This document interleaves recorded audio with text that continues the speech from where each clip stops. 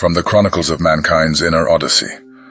Within the vast expanse of the human psyche lies a realm where age-old ideas dance, precariously balanced between familiarity and the unknown. Many an evening I have found solace by the firelight, exploring the dialogues of philosophical greats like Socrates. But now our voyage plunges deeper, navigating the legacies of Gurdjieff and Ouspensky, a tapestry intricately stitched with ancient wisdom. Though the influence of Gurdjieff and Ouspensky reigns dominant in esoteric circles, they merely served as conduits for ageless truths. The philosophies they championed trace back through millennia, intertwining with Christ's teachings, the enigmatic wisdom of the Sufis, and the profound silences of Taoist thought. Theirs was an alchemical quest, transmuting not base metals but the very essence of humanity. Let's demystify this. The essence isn't about blind allegiance. This odyssey calls for discernment, a mingling of ancient teachings with personal experience, enabling genuine wisdom to rise. Yet in today's ephemeral world, many dismiss such tales prematurely. I implore you, be patient and let these philosophies envelop you. For the true understanding of Gurdjieff and Ouspensky emanates from their teachings, not just their tales. Gurdjieff, a Georgian prodigy, was more than just a philosopher. He was an enigma. His adventures spanned Central Asia to the Middle East's sandy expanse, all the while soaking in diverse knowledge. The bustling coffeehouses of the time served as crucibles where ideas melded, demanding unwavering focus to grasp Gurdjieff's wisdom amidst the din. Conversely, Ouspensky, a Russian journalist, embarked on journeys across Egypt, Greece, and India, ever thirsty for transcendent wisdom. Their paths converged, resulting in the magnum opus, In Search of the Miraculous. Though their roads diverged, their legacies remain inseparably intertwined. The teachings of Gurdjieff and Ouspensky are both profound and elusive, challenging the limits of comprehension. At their core lies transformation, not just superficial growth, but a profound metamorphosis of the soul. To merely be aware of their works is not the end game, the ultimate aspiration, evolving from the ordinary to the extraordinary. This then is the tale of the human spirit, an enduring journey of self-transcendence. As we venture deeper into the realm of these luminaries, we might discover our own transformative path. The saga is but unfolding. Knowledge and existence, two facets of the human experience, forever entwined. While one can amass knowledge, say of the lyrical beauty of Spanish or the harmonious notes of a violin, true understanding goes beyond mere accumulation. Icons like Mother Teresa and Mahatma Gandhi, carved from the same mold as us, differed in their elevated being. Many who profess a similar journey often falter when tested against true integrity, yet occasionally we encounter souls radiating a serene, transcendent being, untouched by external chaos. Were I to ask, where do you dwell? A geographic location might be your retort. But what of the vast internal world, a mosaic of memories, aspirations, and emotions? We often chronicle our days in mundane sequences, neglecting the rich emotional undercurrents. Visualize life as a cross, its horizontal representing the tangible, and the vertical diving into our deepest self. This vertical axis holds the key to self-discovery, either elevating us or plunging us into oblivion. The essence of our existence hinges on this very being. To encapsulate such profound contemplation is no easy feat. In our quest for deeper truths, we might just unearth insights that defy mere words, beckoning a larger canvas for expression. Human nature, a maze of desires, intentions, and an ever-evolving moral compass. It beckons us, urging us to explore its labyrinthine depths. As we embark on this journey, diving into the soul's caverns, we unravel the essence of our being. Throughout history, humanity has grappled with the timeless dance of good and evil. But can actions or even individuals truly be painted in stark shades of black and white? From the vibrant streets of Athens to the serene deserts of Egypt, a universal truth emerges. Every soul acts based on its perception of good. The allure of opulence drives a bank robber, not malice. And prohibition's bootleggers? They quench society's thirst as sought-after providers, not villains. This intricate dance of perception, where one man's sin becomes another's salvation. Yet perhaps our understanding of others is limited by our own consciousness. The ordinary often struggles to fathom the extraordinary. Figures like Jesus or Gandhi, with their ethereal wisdom, operated on a plane of existence that mystified the masses. Their teachings, profound and transformative, soaring beyond the ordinary reach. Now, consider the concept of good and bad. As I journeyed from Venice's romantic canals to the ancient libraries of Alexandria, it became evident these are relative constructs. Our aims, our passions, they shape our moral compass. And amidst this cosmic ballet, what is the work? It's the soul's quest for evolution, a transformative odyssey demanding unwavering resolve. Few embark, even fewer persist. Consider the wisdom of Gurdjieff, who posited that our idea of progress might be misaligned. In an age where innovation promises contentment, have we truly achieved it? We labor, we accumulate, but do we savor life's essence? Has our longevity come at a cost, trading vitality for mere existence? Yet in this vast tableau, a beacon of hope shines. Each individual possesses the potential for growth, for enlightenment, for a life rich in essence. In the vast expanse of human history, amidst the clamor for instant rewards, lies a timeless truth, the call for inner transformation. The ancient Greeks spun tales of mortals longing for godhood, not through mere pride, but profound wisdom. Today we stand at an intersection of ages, reflecting upon our own capacity for change. From antiquity emerges the work, a majestic proposition suggesting that humanity, in all its inherent imperfection, has the power to cultivate its essence. Our existence is believed to be dual in nature. Initially, we arrive vulnerable and vocal into this tactile realm. However, our subsequent birth is of a different kind, a voyage of soul, a profound inner alchemy. The quest for knowledge is age-old, with many collecting vast reservoirs of thought. Yet, simply accumulating insights without truly embracing their depth is akin to a dancer who knows the steps but never dances. What's the worth of wisdom if it remains unembodied, untouched by our core? Ancient esoteric teachings echo a sentiment. The real journey lies within. External sources, mentors, books, seminars are but signposts. The real travail, the heart's toil, is an individual odyssey. Reflecting on change, Alan Wheelis, a revered psychoanalyst, encapsulated its essence in his work How People Change. He professed that genuine transformation begins with action. Overcoming initial resistance is a battle, akin to a mariner challenging relentless waves. Even if initiated lightheartedly, to persevere demands more than determination. It calls for a soul's allegiance. Time remains the ultimate crucible, where fleeting moments of insight are tested for their enduring impact. Modern narratives, sadly, often romanticize instantaneous enlightenment, belittling genuine effort. Yet consider a child's first steps, filled with stumbles but underscored by undying resolve. As we shape our inner world, every falter, every resilient rise draws us closer to mastery. However, the work is no panacea. It doesn't promise immunity from life's storms.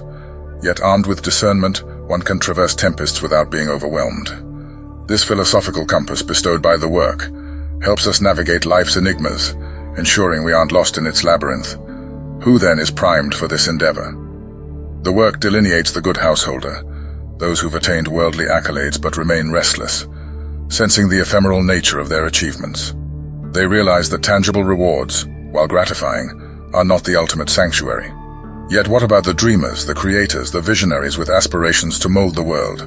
To the work, they are the tramps and lunatics. And while these titles may raise eyebrows, they too are susceptible to life's mirages.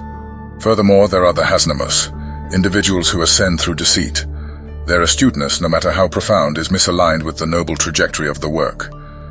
In the cosmos of existence, influences envelop us, yet the dance of life offers a choice, to merely follow or to lead with intention. This journey, daunting yet exhilarating, reveals landscapes not of the world, but of the soul.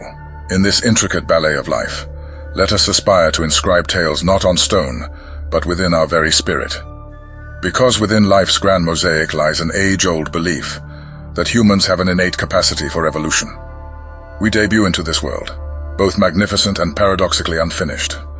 Our initial breath marks our corporeal entry, yet it's the deliberate odyssey of self-realization that becomes our spiritual renaissance. The thirst for knowledge is eternal, yet amidst the vast halls of accumulated wisdom, many remain entrapped in the fortress of mere comprehension.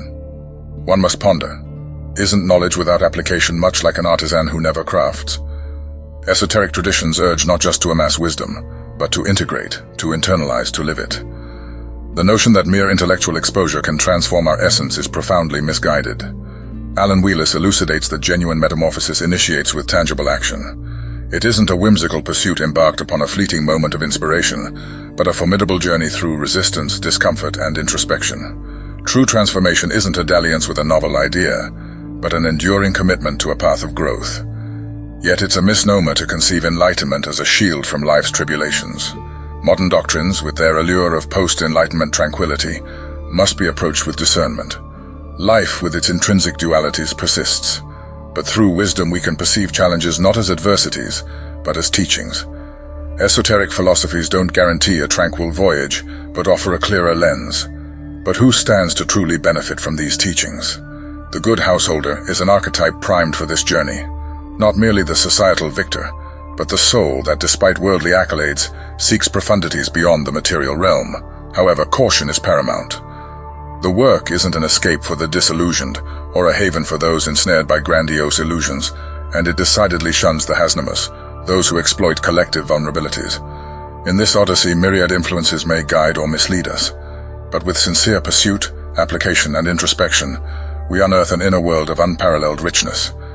Now, in the hushed corridors of human cognition, beyond the din of everyday existence, emerges a pivotal notion: the magnetic center.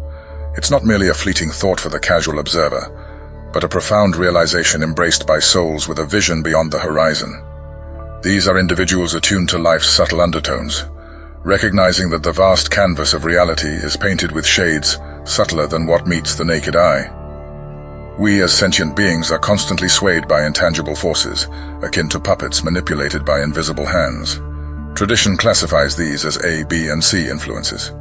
The A influences represent our earthly desires, the relentless pursuit of wealth, admiration, and affection. It's much like navigating a beguiling maze of mirrors. One feels progress, only to be met with yet another reflection, in an eternal loop of self-pursuit. Isn't it reminiscent of masses, swayed by collective fervor, echoing beliefs without contemplation? Such is the dance of the ephemeral, where individuality is lost in a sea of conformity. Yet, if we raise our eyes to the heavens, we encounter the C influences, emanating from spiritual luminaries like Christ, Buddha, and Muhammad.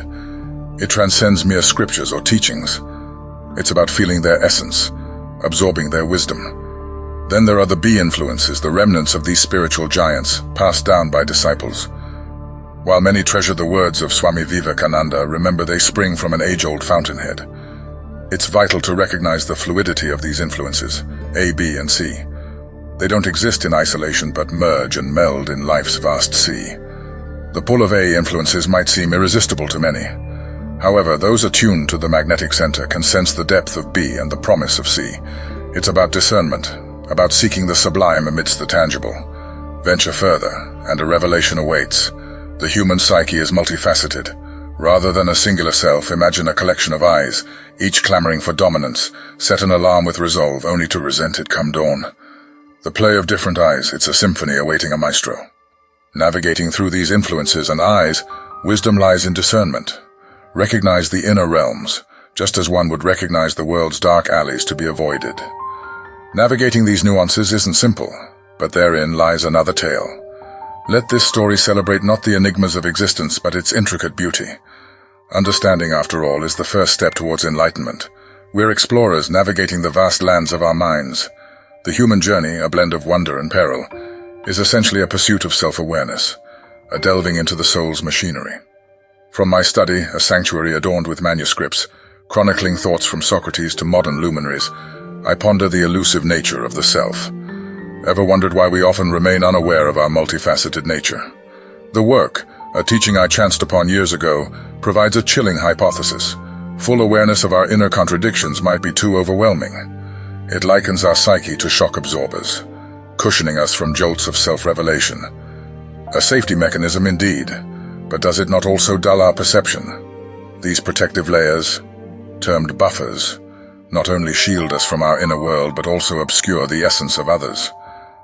Much like a climber focused on the peak, unaware of impending storms and nature's warnings. Life's ephemeral moments often escape us, overshadowed by pursuits of materialistic gains.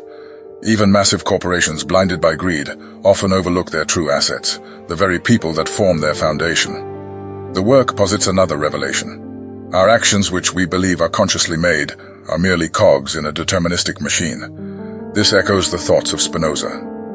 While it might seem that our destiny is preordained, a glint of hope suggests a tiny degree of free will. Yet a profound claim of the work remains. Our state of existence is akin to sleep. Not the nightly reprieve, but a deep psychological slumber. Scriptures urge us to awaken, but how can one awaken if unaware of this dormant state? It's reminiscent of Plato's cave allegory, where prisoners live in ignorance of the world beyond shadows. Think of identification. It's a sly, ensnaring entity. Much like that protagonist in Jesus in Montreal, too many of us blur the lines, confusing our societal roles for our authentic selves. The Great Depression stands testament to this. Men, once kings of their financial domains, plunged to their deaths, crushed under the weight of lost status. Identification is akin to being caught in tempestuous seas, with tumultuous waves obscuring the beauty of the blue sky, sturdy oaks, and vast horizons. Picture a billiards table. The pockets are the very snares we often fall into, ensnared, missing out on the grandeur that life offers.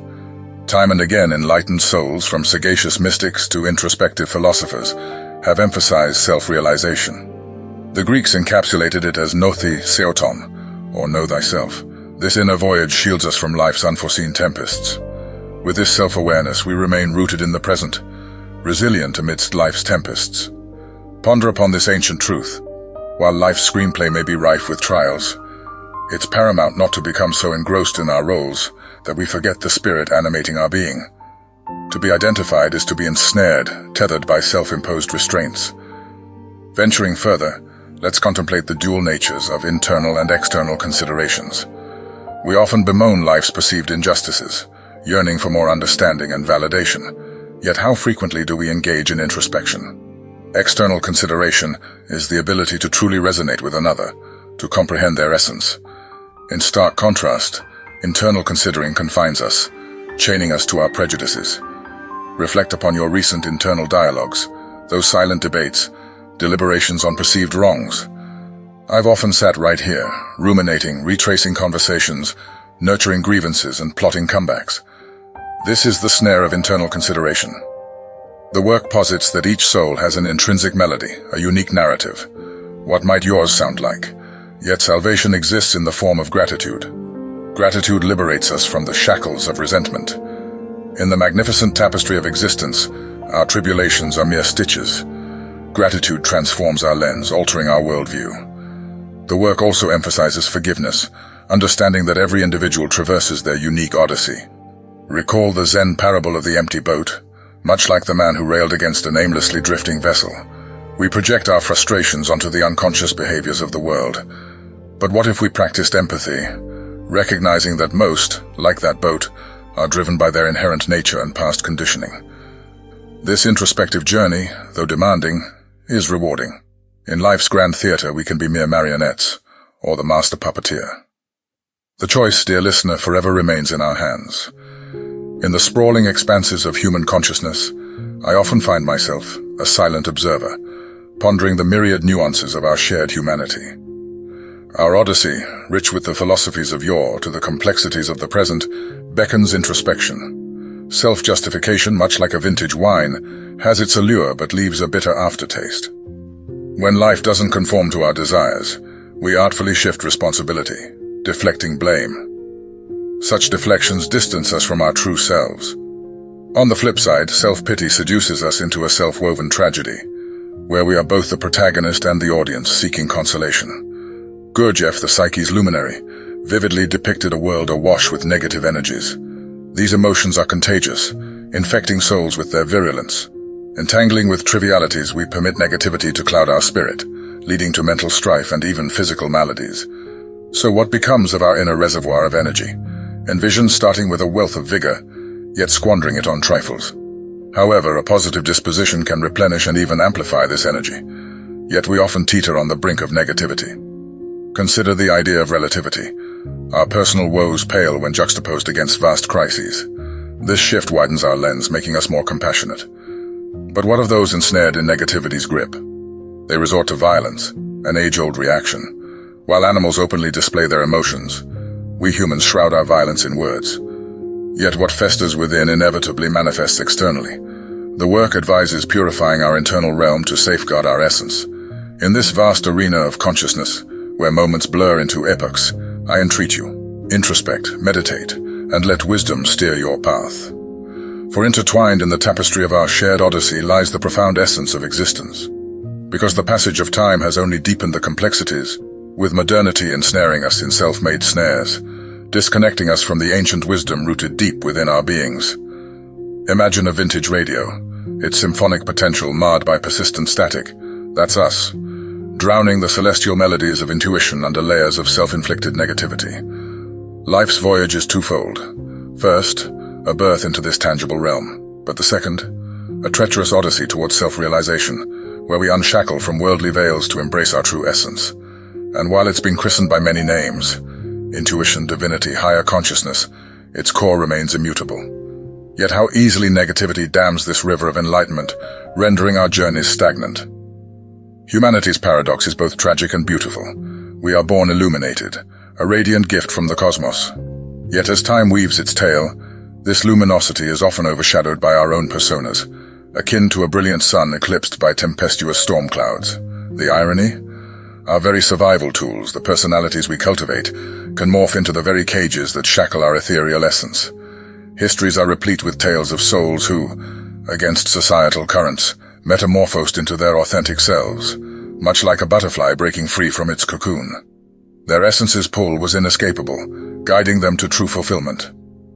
Alas, reclaiming our essence is no facile endeavor, especially when the impostor of false personality ardently guards its ill-gotten throne. Clad in vanity, pride, and delusion, this pretender warps our reflection, much like a carnival mirror. Yet my travels, spanning from the wisdom-filled alleys of Athens to today's pulsating cities, have imparted a profound truth. Transformation demands conscious effort. To pierce the veil of illusion, one must be a vigilant sentinel, ever observant of the internal and external realms. Outwardly we marvel at nature's grandeur, be it a flower's ethereal bloom or the soaring majesty of an eagle. But the deeper odyssey commences inward. Our very demeanor, be it a crestfallen slouch or the ebullient stride of ecstasy, narrates the soul's symphony. Thus, the eternal conundrum remains. How does one truly metamorphose? The path is laden with challenges, but with unwavering resolve and the right arsenal of introspection, we can navigate from the murk of self-deception to the radiant dawn of self-awareness. So here I stand, a guardian of millennia of wisdom, beseeching you. Embark on this introspective journey. Confront the shadows of your illusory self and re-emerge rejuvenated, reborn, and unshackled. Remember Socrates' age-old wisdom. An unexamined life is not worth living. The quest for self is labyrinthine, riddled with pitfalls of misconception and diversions of illusion. But with introspection and a dash of levity, one might just unveil the mesmerizing tapestry of their very soul. Navigating through this maze of memories, beliefs, and emotions feels like walking through time itself. Conscience, however, is not merely a dualistic concept of right and wrong. It is a myriad of shades, continuously molded by the winds of time and experience. We are all shaped by the collective conscience of our societies. This understanding differs across nations, cultures, and even neighborhoods. For instance, in some corners of the world, honor dictates retaliation to defend one's family name. Yet, deep within us, there's a universal conscience, transcending boundaries and traditions. It's an inner compass, pointing us towards what's genuinely righteous and pure, guiding us amid the storm of external influences. Change is not merely external, not just about visible achievements or possessions. True transformation, as expounded by the teachings of Gurdjieff, centers on our inner world. It's about profound self-awareness and growth, rather than superficial alterations. I've observed many speak eloquently about profound teachings, showcasing their intellectual prowess. However, real wisdom is not just in knowing, but in living those teachings. Achieving such deep understanding often demands guidance, and while I may lack a personal guide, the essence of these teachings lights my way. Valuing teachings transcends intellectual appreciation. It merges with our emotions, fueling our drive to embody them. Thus begins our inward journey, an expedition to truly understand our core. We often view the world through our lens, our biases, missing our true reflection. As Alan Seeger drew inspiration from unsuspecting muses, we too remain oblivious to our authentic selves. In life's adversities, offering guidance to another is easier than finding clarity for oneself. Our true expedition is inwards. The answers, redemption, and understanding we seek lie deep within our psyche. The human psyche remains as mysterious today as it was to our ancient predecessors. While we dream of grand transformations, real change often starts in life's mundane moments. For instance, The mere act of misplacing keys can be a catalyst for deeper self-awareness. Creating a dedicated space for essentials might seem trivial, but it signifies a discipline that can combat daily frustrations. The work, as some refer to it, is a path to enlightenment. It urges us to recognize our emotions, introspect on our thoughts, and be keenly aware of our actions. True progress lies in our capacity to observe without judgment. Yet our journey is continuously tested by our inner adversary, our chief feature. It's a pattern ensuring we find ourselves in familiar troubles. Recognizing it demands patience, resilience, and introspection. True freedom is found when we willingly commit to the discipline of the work. In the vast tapestry of life, there exists an age-old principle, the law of three. Manifested in triads, it dictates every outcome: the active, the passive, and the reconciling forces. Consider Hinduism's trinity of Brahma, Vishnu, and Shiva, harmonizing life's dynamics. Yet, moving beyond these spiritual icons, these forces play out in our daily life. Facing challenges with unwavering spirit and willpower can redefine this dynamic, making resistance almost inconsequential. The third force in this triad holds transformative power, capable of reshaping our realities. As we voyage through life, understanding this dance of forces can offer clarity and purpose. Delving into the depths of the law of three can unveil harmony in chaos. The law of three is a mesmerizing dance of cosmic forces that some say holds the secrets of the universe. Every creation, every glimmer of life, and every pivotal moment arises from the union of these three forces. As timeless as existence, their interplay can be seen even in the most mundane of occurrences. Consider the divine trinity in Hinduism: Brahma, Vishnu, and Shiva, symbolizing creation, preservation, and destruction. This celestial ballet sets the rhythm of existence. Similarly, in our personal lives, the yearning for a job becomes the active force, battling human inertia, the passive force. Yet when a third element, perhaps mounting bills, intervenes, we are spurred into action. This triadic dance is an omnipresent force in our lives. Whether it's the drive to excel at work, battling against disdain for overwork, or a challenging supervisor, it's the third force, the neutralizing catalyst, that brings change. It's akin to a strategic chess match between our desires and resistances, with the third force as the game changer. But theory, however elegant, remains abstract without tangible experience. Want to truly grasp these forces? Become an observer of your habits. For instance, the urge to quit smoking versus the resistance of cravings. Watch closely, and you might identify patterns, triggers, and rhythms. Yet the dance continues until a third, neutralizing factor comes into play. Yet, what if there was a way to soften the resistance? The answer lies in willpower. Approach tasks with enthusiasm, and challenges appear surmountable. Life is riddled with obstacles. It's what lends value to our achievements. Effortless gains lack the sweet taste of true accomplishment. The introduction of the third, neutralizing force can dramatically shift dynamics. It's a cosmic ballet, pulsating with the rhythm of existence. But these reflections are mere ripples in the vast ocean of life's complexities. Dive deep and the mysteries of the universe might just unveil themselves. In the sacred recesses of the soul lie two cosmic forces, our essence and our personality. A journey through history, from the philosophies of Socrates to contemporary thinkers, reveals a truth.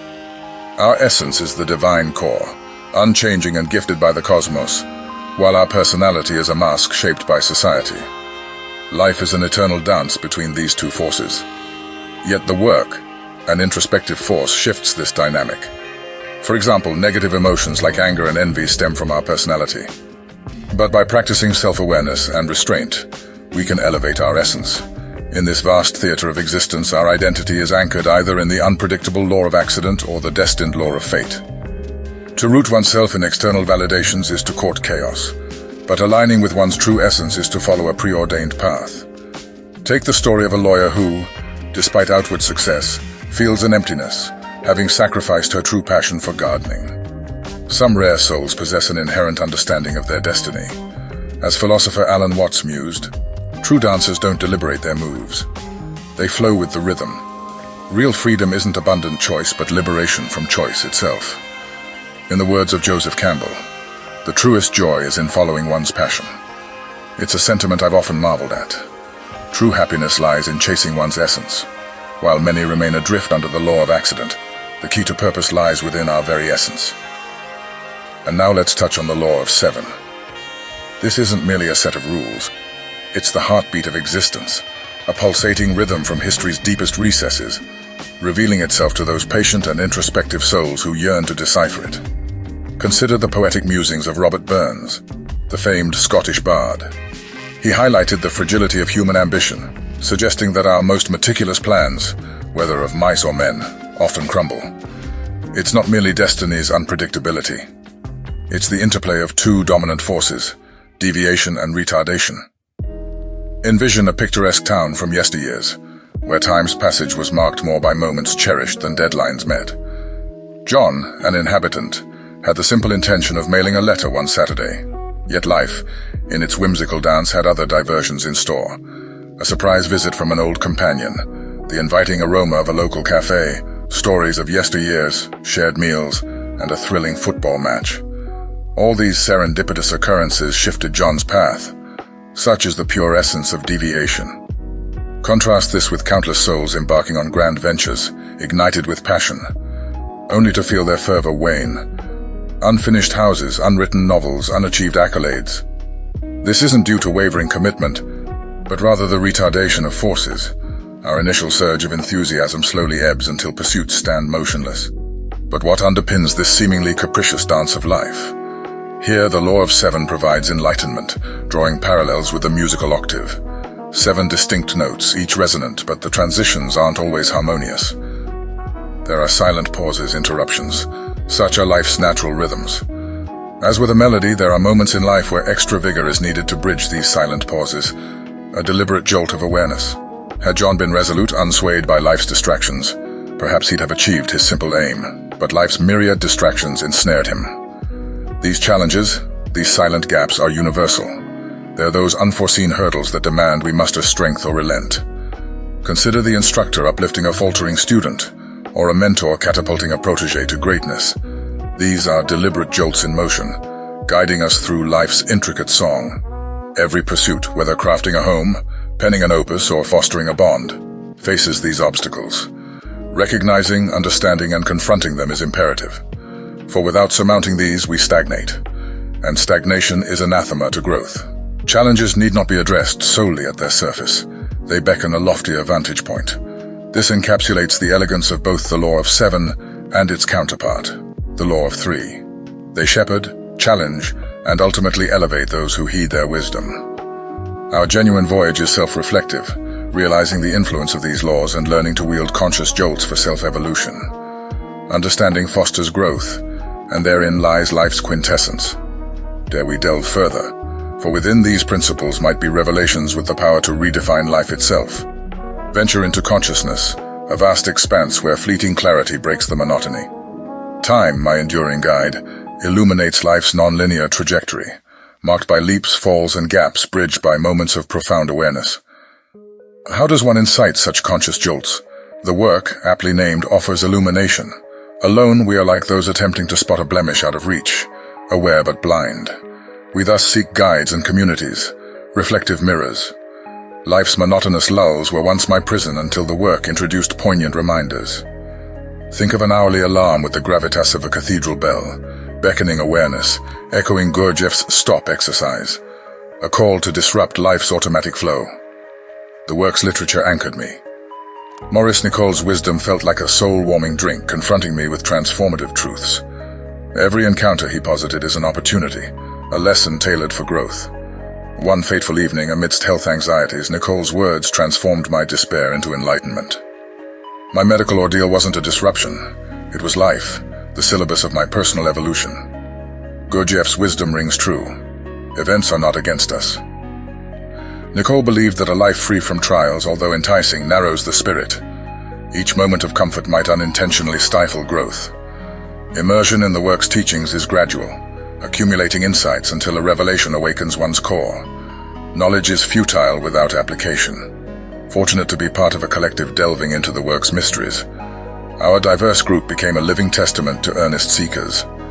The journey began in 1997, and our rituals, while seeming ordinary, are profound reminders tethering us to the work's teachings. Yet life's unpredictable cadence sometimes ensnares me in tempestuous lows. But the work, like a trusted ally, always guides me back. Mood swings and emotional tides all fall under the law of the pendulum. Navigating life's maze, The work shines as a beacon, leading us to moments of genuine wakefulness. In the expansive theater of our existence, we often grapple with profound questions, searching for clarity amidst life's enigmas. How do we pierce the veil of our conscious fog to attain true understanding? The wisdom of ancient doctrines, like the revered work, reaches out from the sands of time, guiding the seeker to anchor their spirit to a beacon, a guiding teacher, or a collective of like-minded souls. It's human nature to be drawn into the sirens of distraction and the banalities of daily life. History teaches us that solitary quests for enlightenment often fall short. We need consistent nudges, gentle reminders that shake our spirit, urging us to remember our purpose amidst the chaos.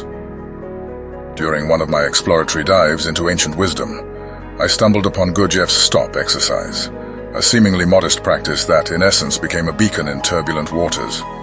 Each engagement with the teachings of the work acted like a clarion call, highlighting our tendency to lapse into unawareness.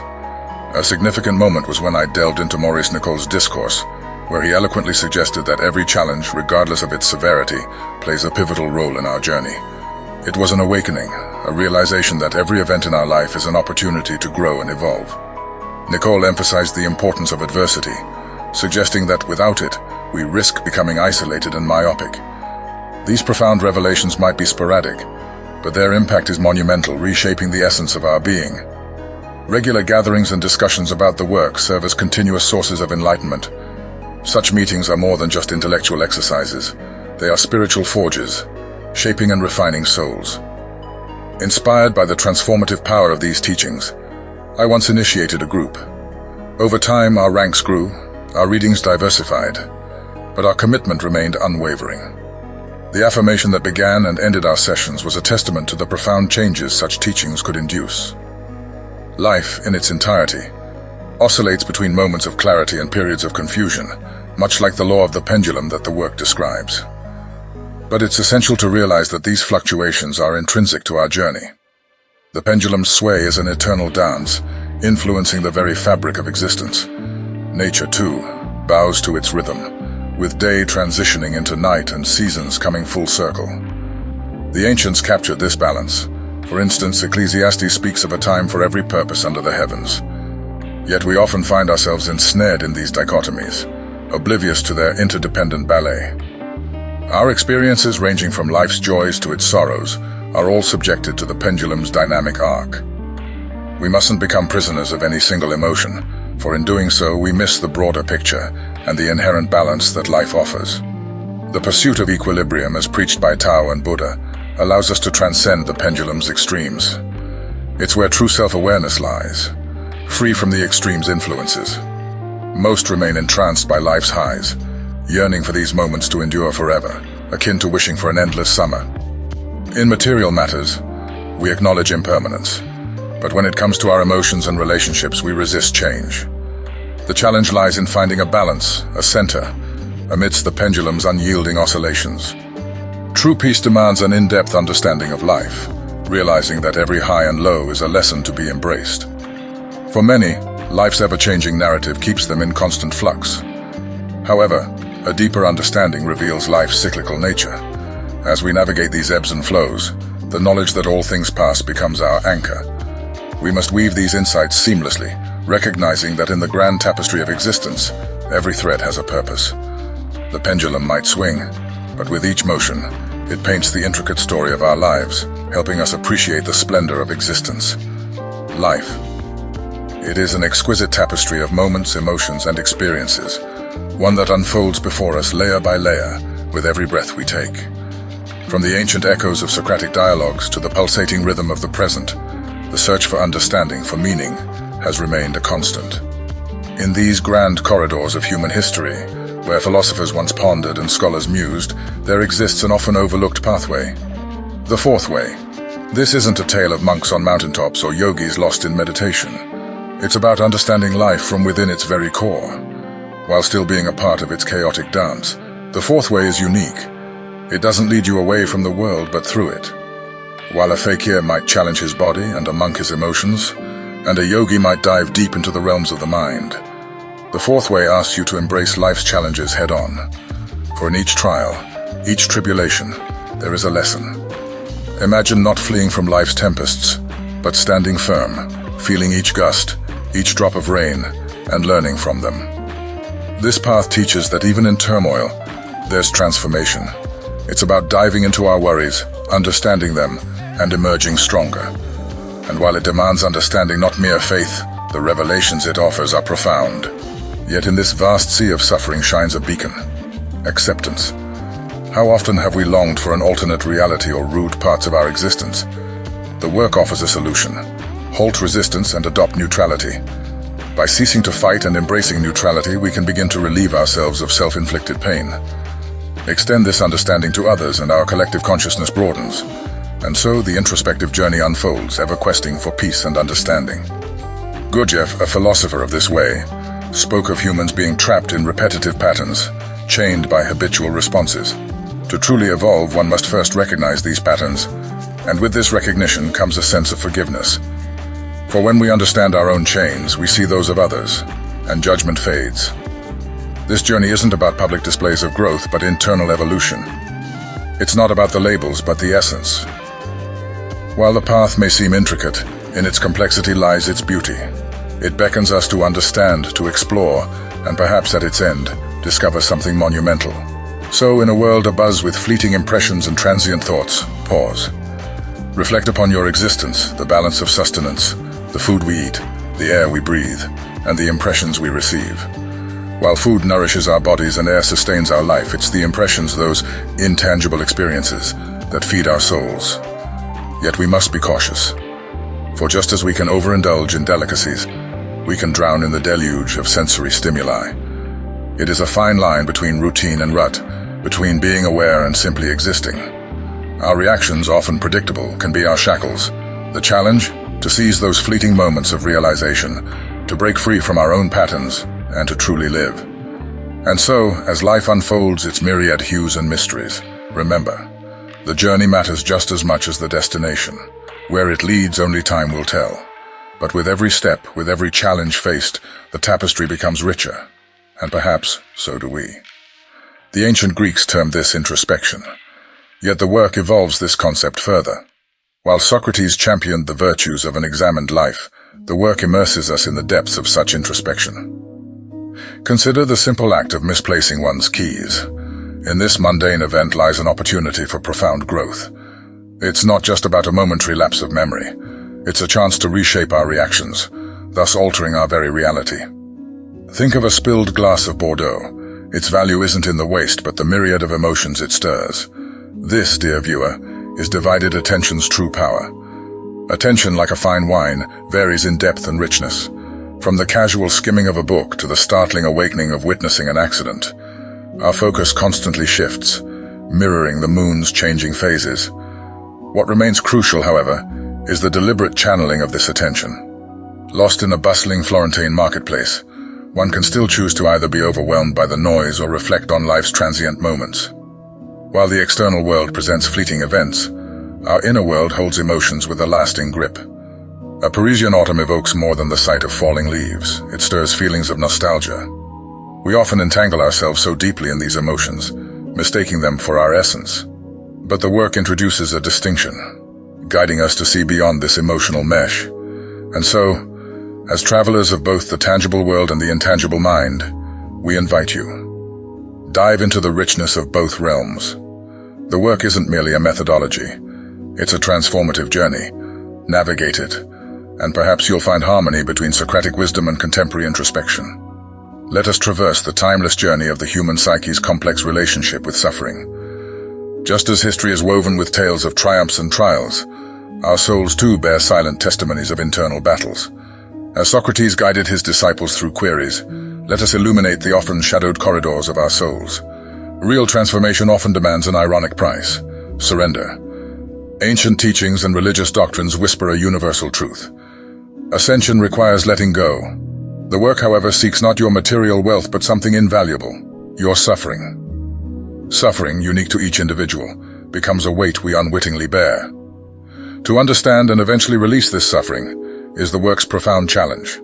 And as we confront our inner turmoil, we begin to see the narrative we've unknowingly spun around our suffering. Suffering, an age-old companion of humanity, often elicits a question: Are all forms of suffering identical? Mechanical suffering, rooted in reflex, reveals our conditioned responses to the trials of life. Yet, these automatic reactions can be transcended through awareness and intent. On the other hand, conscious suffering, though challenging, becomes a gateway to our higher selves. Whether it's a mother's tender care despite exhaustion, or an artist's sleepless nights devoted to their passion, such endeavors uplift the spirit. Thus, the key is not evasion but discernment. The work empowers us to rise above the mechanical, to embrace the conscious, and to elevate our very essence. Throughout history, thinkers like Gurdjieff have posited that our world is deeply entrenched in negative emotions, a web of cynicism, bitterness, and disillusionment. However, amid these shadows, there's a beacon of hope, our conscious choice, a sacred right to resist being pulled into this abyss. Imagine life's unpredictable storms. It's instinctual to lay blame or be consumed by our self-inflicted sorrows. But consider Viktor Frankl, who from the harrowing confines of a concentration camp unearthed profound meaning. He discovered an unyielding freedom within, the resilience to shape one's outlook even when circumstances seem bleak. And yet our journey isn't without missteps. The work provides us with a compass, guiding us through our vulnerabilities.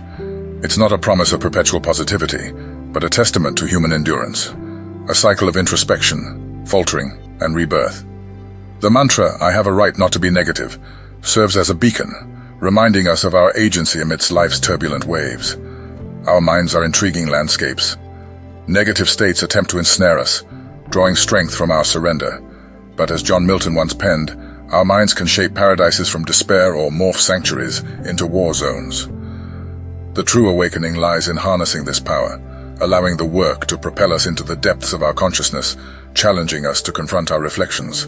So, as we traverse this journey, let's ask ourselves, what will echo a century hence? Such contemplation serves as a bulwark against fleeting disruptions. Anchored in this grand perspective, we navigate life's tempests, preserving our inner equilibrium. Mastering our emotions, acknowledging our triggers. These are the tools for elevation, the ultimate aim of the work. To transcend conventional constraints, achieve an elevated consciousness, and savor the essence of life. Now, journey further back with me to the wisdom passed through ages yet often muffled by modern cacophony. Gurdjieff, with the sagacity of a seasoned sailor, believed in two defining human endeavors, self-remembrance and relaxation. In our vast existence, many remain ensnared by external distractions, oblivious to their inner essence. Observe the subtle tensions that our bodies harbor, reflections of societal constraints. But the work, revered and timeless, beckons us toward self-awareness, urging us to feel each internal pulse, every nuance. Such mastery is an art, a commitment that over time blossoms. Reflect on tales of Gurdjieff's disciples, lost in transcendent dances, a rhythm against life's inexorable march. Dance becomes more than mere art. It's a defiance against life's rigidity, a celebration of movement. In our quest for balance, ancient practices like Tai Chi and yoga offer solace. They are not mere exercises, but profound engagements with one's essence. Companions like pets teach us the nuances of love and relaxation. The act of gardening, tending to life, mirrors our existence, full of cycles and rhythms. But the work isn't just about the body. It celebrates the agility of the mind. Immersing in intellectual pursuits enriches our journey, teaching us more by embodying wisdom than mere preaching. Picture a carriage, once magnificent but now in disrepair. Drawn by a horse starved of nourishment, held by reins frayed and on the verge of breaking. The driver, a mind of insatiable curiosity, is lost in a realm of delusions, seeking refuge in the comfort of illusions, rather than steering the carriage on a path of enlightenment.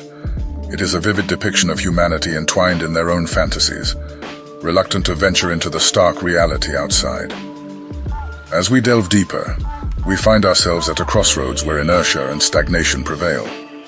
A potent jolt, a conscious awakening is required to break free from this hypnotic state of mind, to find the courage to face the stark yet transformative truths of our own existence. A shock potent enough to ignite the dormant spirit and propel it on a path of discovery and realization. This allegory urges us to engage with our inner landscape, navigating the intricate interplay of intellect and emotion, as ancient as philosophical inquiries, spanning back to Socratic times. It calls for a fervent desire coupled with vivid visualization, a language that communicates with our emotional core, stirring it to action and giving wings to intentions, igniting the internal flame of transformation. In this unraveling journey, ascending to the driver's seat is both a symbol of control and an act of surrender, an acknowledgement of one's limits, and an invitation to esoteric knowledge. Here, the master or the real way emerges as a beacon of self-awareness, guiding us through a process of self-scrutiny and internal dialogue to elevate the rightful I to steer our course. With a thoughtful pause and a depth of emotion that vibrated in every word, he continued, "At the heart of this voyage lies the deputy steward, the inner guardian endowed with the wisdom to navigate the intricate maze of self. It is a path layered with complexities as infinite as the ancient corridors in pyramids, promising a rewarding journey of self-discovery, a voyage that cradles the very essence of life's purpose." His voice, rich with nuances of understanding and introspection, guided listeners into deeper waters, touching upon the ancient understanding of multidimensional existence. We are beings of multiple layers, not just physical, but extending into realms vibrant with feelings, wisdom, and transcendental consciousness. Developing higher bodies of being is a laborious yet rewarding endeavor, forging a harmonious and radiant existence that stands unmoved in the face of life's tumults. With unwavering perseverance, one shapes a harmonious and stabilized second body, transcending into higher realms of existence where mastery over self is achieved, opening gateways to cosmic consciousness and a deeper understanding of immortality. As we journey inward, we recognize that life's trials are not mere disturbances but a rich tapestry of experiences tailored for personal evolution. It is a sacred voyage towards self-realization, an exploration whose depth transcends the physical dimension, resonating with the profound intricacies of our very being. He then brought forth a modern embodiment of ancient wisdom, portraying the indomitable spirit of Richard Lebo, a purveyor of the art of awakening rooted deeply in the rich soil of historical knowledge, philosophies, and teachings. He brought forth a symposium, a place of collaborative endeavor where individuals embarked on journeys of self and cosmos through the practice of methods that nurtured and challenged the soul.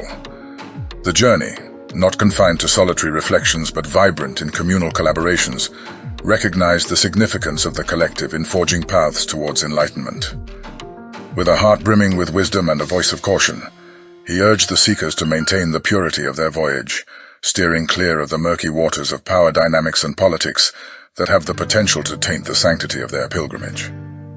As the sun cast elongated shadows, signaling the time to close this chapter of wisdom and introspection, a voice, rich with experience and understanding, imparted a timeless truth.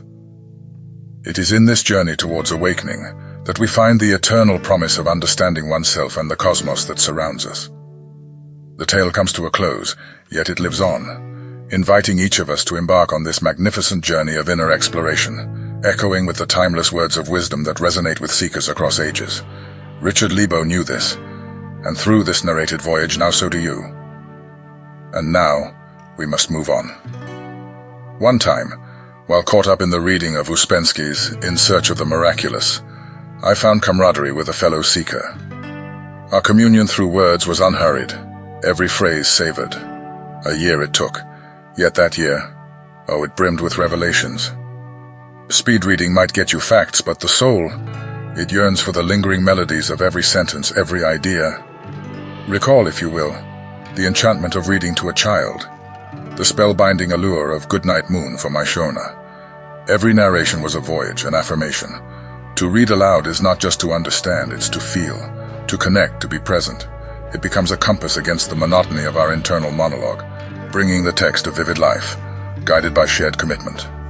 If your heart allows, embark on this intimate journey. Choose a tome that whispers to you, then amplify its voice.